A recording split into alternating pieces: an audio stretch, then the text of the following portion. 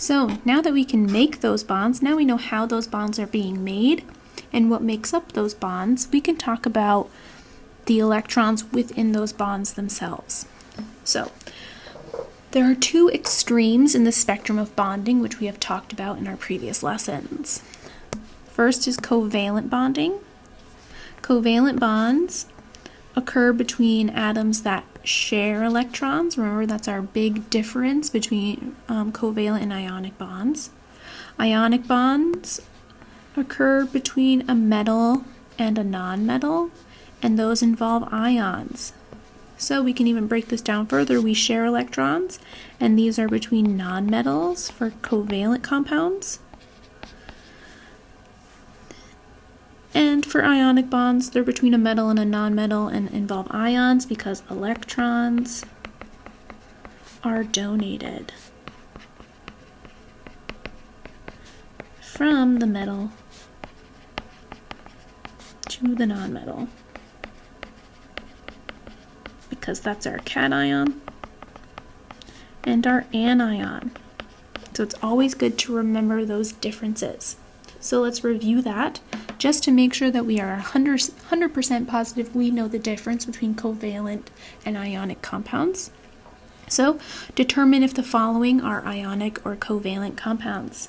So our first one is MgSO4. Well, SO4, that's one of our polyatomic ions.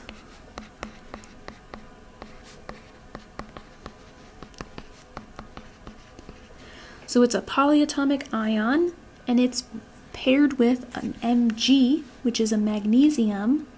So we have a metal and a nonmetal because our polyatomic ions are nonmetals, right? SO, sulfur and oxygen are nonmetals. So this would be an ionic compound.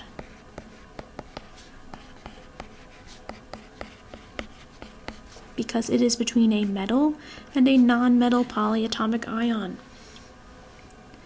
Next up, we have CCl4. C is carbon and Cl is chlorine, so we have carbon and 4 chlorines. Let's find those on our periodic tables. They are both on the right side of our periodic table, meaning they are both nonmetals.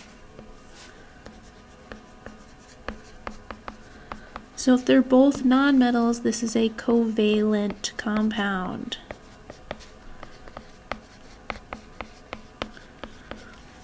Okay, try our last two examples on your own. Pause the video, try those last two on your own, find them on the periodic table, and then come back to our video to check your answers.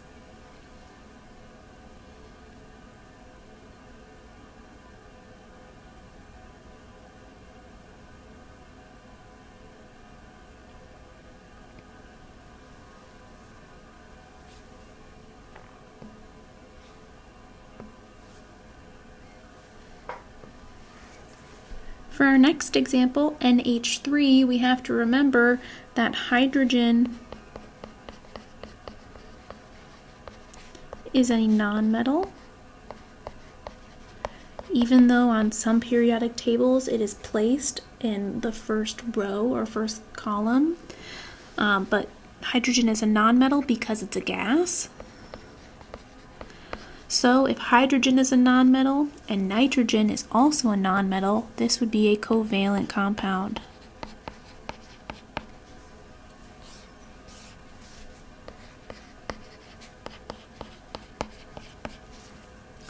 Our final example is NaCl. Na is sodium, Cl is chlorine, so this is sodium is a metal and chlorine is a nonmetal. So this would be an ionic compound. Okay, good review. So the bonds that exist between these elements, between these atoms, can be quantified as something called polar. Now, a polar bond means that although the electrons are shared, they're not being shared equally. So one atom may be pulling the electrons more towards itself than the other atom. Okay, it's kind of like a tug of war of electrons. So we have three different ways to quantify our bonds. The first one is pure covalent bonds. This is when the electrons that hold the two atoms together are being shared equally amongst both of those atoms. Okay, so they are being shared equally. In a polar covalent bond, I should say that a pure covalent bond is often referred to as a nonpolar covalent bond. That's another term that we will use, as well as in your ALEX homework. You'll see it referred to as a nonpolar covalent bond, which means it's purely covalent and the electrons are being shared equally. In a polar, so keyword there being polar covalent bond, this means that the electrons are being shared unequally. So one atom is pulling more electrons than the other from that bond. And we show this with partial charges. So this little delta symbol that we see here, this means partial charge. So in the case of what we have here, we have a partial positive and a partial negative. So one side, this has more electrons than the other. So the electrons are being pulled towards the partial negative rather than the partial positive. Because the electrons are being pulled towards one, it creates an area of more negative and more positive portions. Finally, we just have an ionic bond, and this is just when we have opposite charges. So this is going to be any metal and non-metal interaction.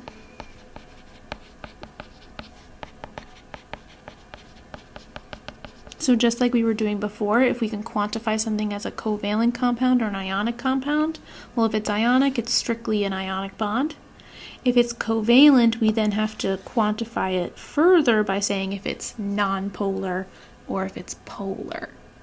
So that's what we're going to talk about here. So we can see how the electrons are being pulled differently through these electron density maps that showed the distribution of the charge in different compounds. So the red is where electrons are, so red is negative, and blue is positive, an area of more positive portions.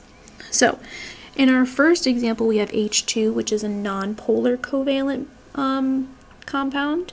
So the electrons are being shared equally. So we see all of the electrons right in the center of that atom. Okay, so here's the H, the bond is here, and the electrons are shared perfectly in the middle of those two atoms. Okay? In our polar covalent example, we have HF. So I have H here and F over here. And if we remember our fluorine atom, when it makes a bond, only one of its electrons is forming the bond. The rest of them are represented as lone pairs, okay, as dots around it, which means we have a lot of electrons over there. So that's why we see the electrons more on one side, on the side of the fluorine, than the hydrogen side. So when we say we have a partial positive and a partial negative, that's what we mean. The electrons are just spending more time over there. So we can show an arrow that points to the more negative side of that atom. Finally, we have our ionic representation. Again, this is just a cation and an anion, so this is purely negative because that element has more electrons. Okay, it has all of its valence electrons, whereas the cation has no valence electrons.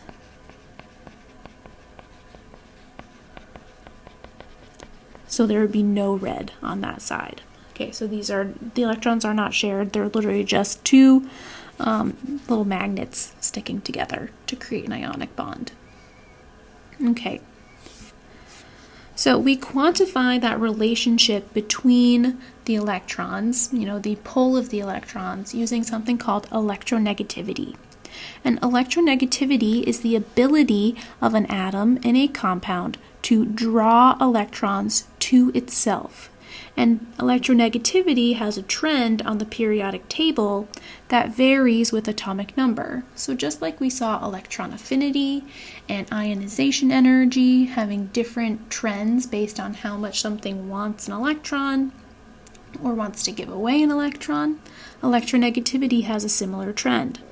So electronegativity, the most electronegative atom is fluorine.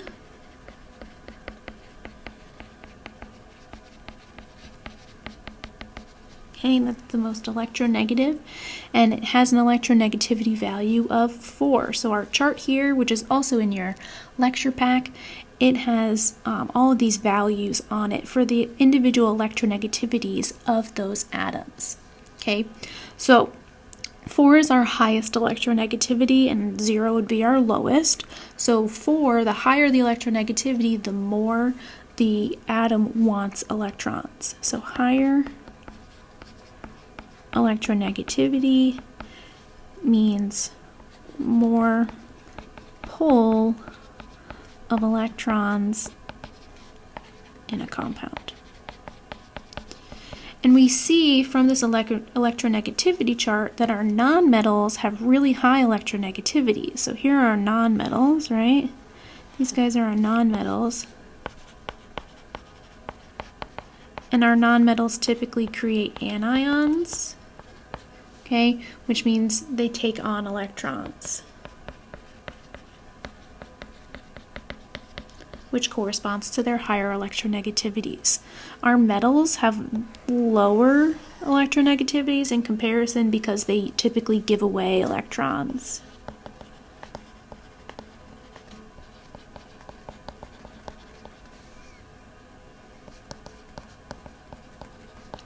And form cations, and that's why they have the positive charge.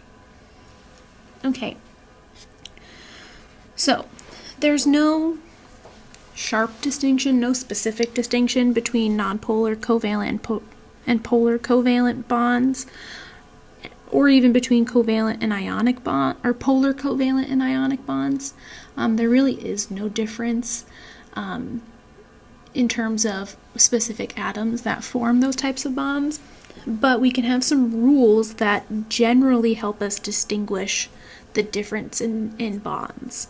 And it looks at their difference in electronegativity. So we look at delta En. So that's the difference in electronegativities. Okay, so if the bond between two atoms whose electronegativities differ, so have a delta En, less than 0.5, this is generally considered a pure covalent or a nonpolar covalent bond. If the bond between atoms whose electronegativities have so their delta En, again, is different by a range of 0.5 to 2.0, then they are typically polar covalent. So polar covalent bonds. Finally, if the bond between two atoms whose electronegativities differ by 2 or more, this is generally considered ionic. Now there is an exception to that, and that is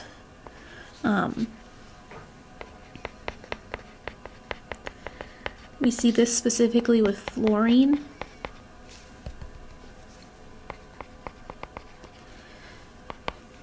And another nonmetal.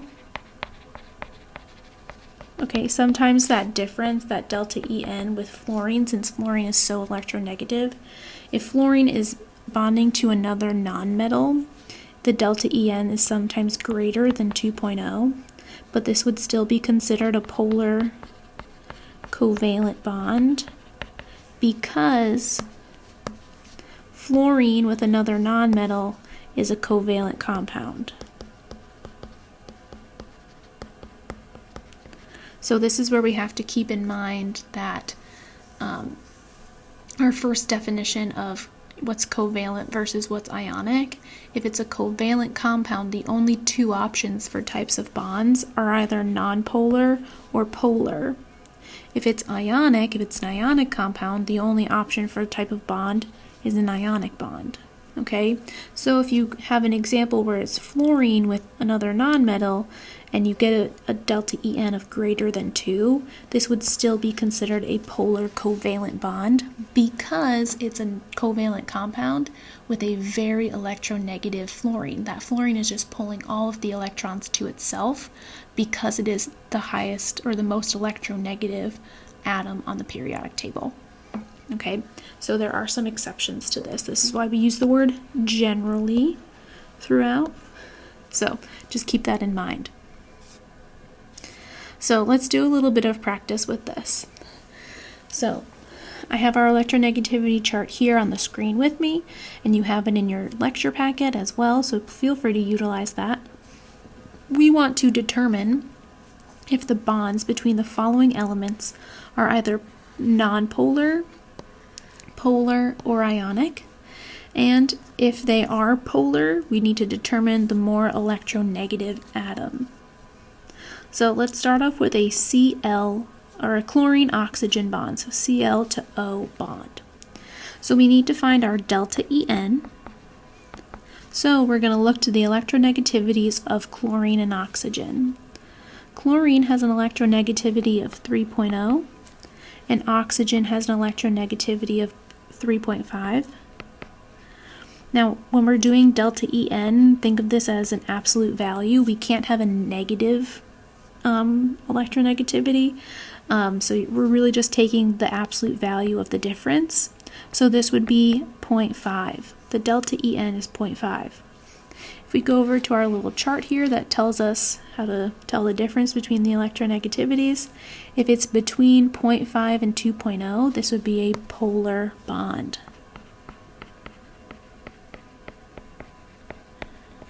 And in this case, oxygen is our more electronegative atom because its electronegativity is higher than chlorine. So oxygen has an electronegativity of 3.5, whereas chlorine has an electronegativity of 3.0. Okay, let's try the chlorine-fluorine bond, so Cl and F. Let's try that one. Delta En of chlorine and fluorine. Well, chlorine we know is 3.0, and fluorine is 4.0. So the difference, the absolute value of that difference, is 1.0. That again falls in our range of 0.5 to 2, so this would also be a polar covalent bond. Okay. Next up, we have the double bond in C2H4. So I'm going to draw this structure for us. So C2H4 has a double bond between the carbons. So it's talking about the carbon double bond in C2H4. It then has two hydrogens coming off of it. And what we're going to learn in the later half of this lesson is how to draw these structures. So don't worry about not knowing how to draw the structure right now. We'll get there. So we want to look at the carbon double bond in C2H4. So we want to look at the electronegativity difference in this bond right here. So we take our delta En and we just look up the electronegativities of both atoms in that bond.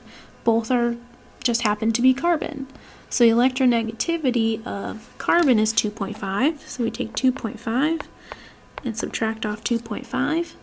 And we get an electronegativity difference of 0, meaning this is a nonpolar bond.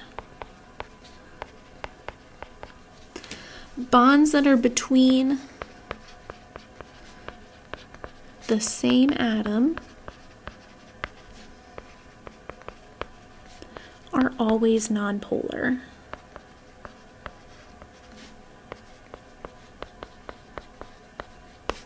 So if you have like an HH, FF, a CC, anything like that, so on and so forth, whatever you have, if it's the same atom, the electronegativity difference is always going to be 0, and it'll always be nonpolar. Now in this example, I also want to highlight our multiple bond example. So we have 2 bonds here. The fact that there's multiple bonds does not change how the electrons are shared. So multiple bonds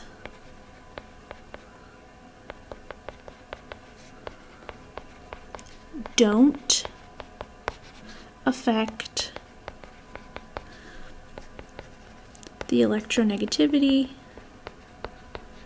or polarity of the bond. So it doesn't matter if there's a double bond, a single bond, or a triple bond, whatever it is, we're only looking at the difference between the 2 atoms that are bonded together. It doesn't matter how many bonds it takes to bond them together, it just matters what those atoms are. And if they're the same, then it's going to be nonpolar, regardless.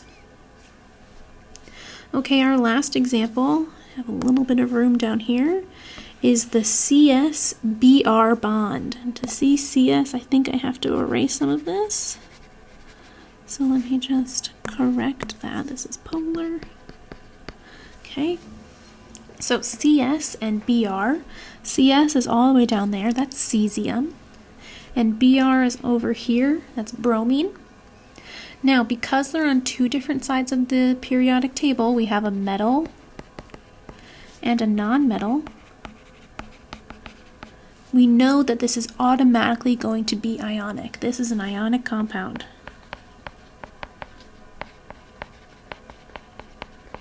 Meaning it would automatically be an ionic bond. But we can use our electronegativities to prove that to us. So we can look at delta En. We take the cesium, 0.7, subtract off the 2.8. Again, this is an absolute value because we can't have a negative difference. And that difference is 2.1, meaning it's ionic. Now there are some cases where as we get kind of into our metalloids and our transition metals, yes, those delta E's may fall into the polar-nonpolar range, but we have to remember our first designation of, is it covalent? It's only covalent. It can only be a nonpolar or polar covalent bond if it's a covalent compound.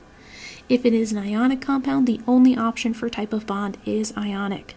So we have to do that designation first. It's almost like a hierarchy. We first have to determine covalent or ionic, and then we can go into type of bond, which would then be nonpolar, polar, or ionic. Okay, so the first one, determining if it's covalent or ionic, comes first, and then we determine the type of bond. If it is ionic, the only type of bond that it can be is ionic. Okay, let's practice a few more. Here we have the structures given to us, and we have to determine if the bonds are polar, nonpolar, or ionic, but we have to do it for each type of bond. So in our previous example, we really only looked at, one atom bonded to another. Okay, we looked at, diatomics, or we didn't look at an entire molecule. Here we're going to look at, okay, what about the CO bond? What about the CH bond? What about the CN bond? What about the CS bond? We have to look at both of those electronegativity differences to determine if those bonds are polar or nonpolar. And we may see that in some molecules we can have both polar and nonpolar bonds. So let's look at our first example. Let's look here. COH2. So you can choose whichever one you want to do first. We'll start with the CH bond, I guess. So we're going to look at our delta En, and we're going to find our electronegativities of hydrogen and carbon.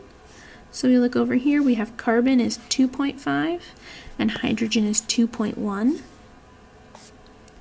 So we take 2.5, subtract off 2.1. Again, it doesn't matter the order that you do it in, you're going to do an absolute value anyways. So this would be 0.4, which would be nonpolar. Okay. Now this would also apply to this carbon-hydrogen bond because the electronegativities are going to be the same, so this would also be a nonpolar. bond. Next up, let's do the CO bond. So we want to take the electronegativity difference of C and O. We already know that C has an electronegativity of 2.5. We just have to look up oxygen. If we go to our chart, oxygen has an electronegativity of 3.5. So we're going to take 2.5, subtract off 3.5. Again, it's an absolute value, so we get a difference of 1.0, meaning this would be a polar bond. So our molecule here is made up of, let me erase it to make it a little bit clearer. This is made up of a polar bond and two nonpolar bonds. So we can have that difference in bond polarity within the same molecule, okay? What we're not going to do is look at the difference between oxygen and hydrogen because they're not bound together.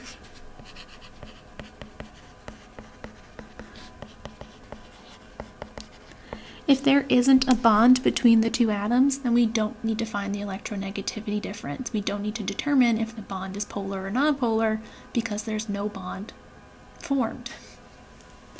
Okay, let's look at our next example. CS and CN. So if we look at our CS bond, our delta EN, well, we know carbon was 2.5. Let's look up sulfur. Sulfur is also 2.5. So we have an electronegativity difference of 0. So this would be nonpolar. And then if we do our carbon-nitrogen, our delta EN, carbon is 2.5. Subtract off nitrogen. Nitrogen is 3.0. That leaves us with a 0.5 for an electronegativity difference, meaning that we are polar. So in this atom, and in this molecule, we have a nonpolar bond and a polar bond. We even see this in the structure. The structure even has a negative on the nitrogen because that nitrogen is pulling all of those electrons to it through its polar bond, meaning that negative charge sits more on the nitrogen than it does any other atom. Okay. So our last one is this N2 with a triple bond, and we know that if it's two of the same atom, the electronegativity difference is going to be 0, which we can prove because the electronegativity of nitrogen is 3.0, and the difference of that is 0. So we know that this is a nonpolar bond. Okay, so the electrons are being shared perfectly in the middle of those two atoms.